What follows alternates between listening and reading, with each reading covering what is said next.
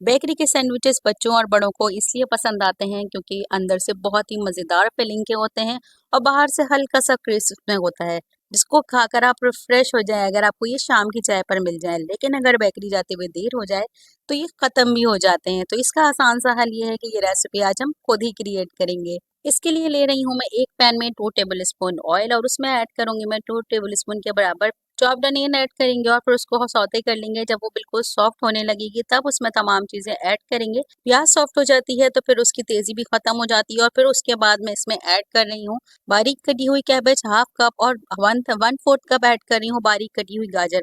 अच्छा, गाजर को बहुत बारीक सा काटना है क्योंकि हम इसे सिर्फ फ्राई करेंगे और बहुत छोटे टुकड़ों में कट करना है। उसको बहुत अच्छे से फ्राई करेंगे।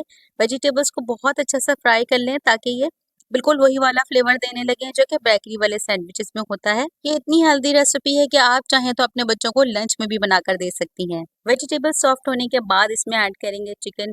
अच्छा, चिकन को बॉईल करने में मैं इसमें नमक और इसमें तिक्का मसाला ऐड किया था, थोड़ा सा फूड कलर ऐड कर दिया था और फिर उसके बाद इसको बॉईल करके श्रेड कर दिया था। बस इतनी सी ही चिकन में हमारी बहुत सारे सैंडविचेस बनने वाले हैं। स्पाइसेस ऐड करेंगे इसमें नमक, इसमें ऐड करेंगे काले मिर्च, टिक्का मसाला ऐड कर रही हूँ और सोया सॉस इसमें ऐड करेंगे 2 टेबल स्पून। तमाम चीज़ों को अच्छे से मिक्स करेंगे, फ्राई करेंगे। जब ये बहुत अच्छे से मिक्स हो जाएगी तो इसको बाइंड करने के लिए ना ही हम इसमें मैदा ऐड करने वाले हैं और ना ही चीज़, बल्कि हम इसमें ऐड करेंगे सिर्फ 2 टेबल स्पून केचप, जिसकी वजह से स्टफिंग बहुत थोड़ी सी थिक भी हो जाएगी और एक दूसरे के साथ अच्छे से जुड़ भी जाएगी। चिकन को इतना फ्राई कर लिया है कि वो तमाम वेजिटेबल्स की तरह अच्छे से घुल मिल गई है। अब इसके अंदर ऐड कर रही हूँ मैं 1/4 कप केचप। केचप ऐड करने के बाद इस फिलिंग को और बहुत अच्छे से मिक्स कर लेंगे। देख सकती हैं कि कितने कम खर्च में इतनी सारी स्टफिंग हमने तैयार कर ली है। जब केचप अच्छे से मिक्स हो जाएगा तो बस ये स्टफिंग रेडी है, हम इसे एक तरफ रखेंगे। अब हम तैयारी करेंगे ब्रेड की, क्योंकि ब्रेड में भी हल्का सा क्रिस्प मौजूद होता है। तो उसके लिए हम तैयारी करते हैं। एक अंडा लेंगे और उसमें कोई भी हॉट सॉस जो आपको पसंद हो वो 2 टेबल स्पून ऐड कर लें। मैं सराचा ऐड कर रही हूँ क्योंकि सराचा का फ्लेवर थोड़ा सा स्पाइसी होता है। इसके साथ ऐड करेंगे 4 टेबल स्पून पानी और पानी ऐड करने के बाद अब इसको बहुत अच्छे से मिक्स कर लेंगे। अच्छा, बेकरी में सैंडविचेस के ऊपर ब्रश किया जाता है लेकिन हम इसे ब्रश नहीं करेंगे, हम इसे दूसरे तरीके से बनाने वाले हैं। बहुत अच्छे से मिक्सर तैयार हो जाए इसे 2 टेबल स्पून किसी भी छोटी सी प्लेट पर अच्छे से फैला लें और उसके बाद अब आप इस पे ब्रेड रखिएगा। ब्रेड पे अगर आप चाहें तो इसे किनारे इसके रिमूव कर दें, लेकिन मैं उसे बिल्कुल बेकरी स्टाइल बना रही हूँ तो मैं इसके कॉर्नर रिमूव नहीं कर रही हूँ।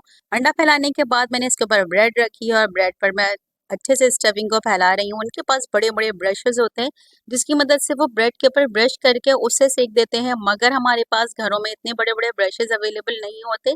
हम अगर इसे लगाएंगे तो ये बहुत छोटा सा लगेगा और हो सकता है कि हमारी ब्रेड टूट भी जाए। तो उसका हल मैंने ये निकाला है कि हम इस तरह से इसे एब्जॉर्ब कर देंगे। अब मैंने इसके ऊपर चीज स्लाइस रखा है और इसे तवे पर सेकने के लिए रख दिया है। अब देखिएगा कि जो अंडा जो एब्जॉर्ब हुआ है ना, वो बहुत अच्छा सा क्रिस्पी हो जाएगा और दूसरा स्लाइस जो कि मैंने दूसरे ऊपर कवर करना है उसे भी मैं बिल्कुल इसी तरीके से अंडा एब्जॉर्ब कर रही हूँ और फिर करने के बाद मैं इसके ऊपर कवर करूंगी। हम इसे बहुत अच्छे से दोनों तरफ से सेक देंगे। इतनी सी फिलिंग में ढेर सारे सैंडविचेस बन गए थे। आप चाहें तो ये फिलिंग बनाकर रख भी सकती हैं फ्रिज में और सुबह सुबह अपने बच्चों को बनाकर स्कूल लंच में भी दे सकती हैं। तो कहिए कैसी लगी रेसिपी? अगर रेसिपी पसंद आई है तो बेकरी सीरीज के लिए पेज को फॉलो कर लें।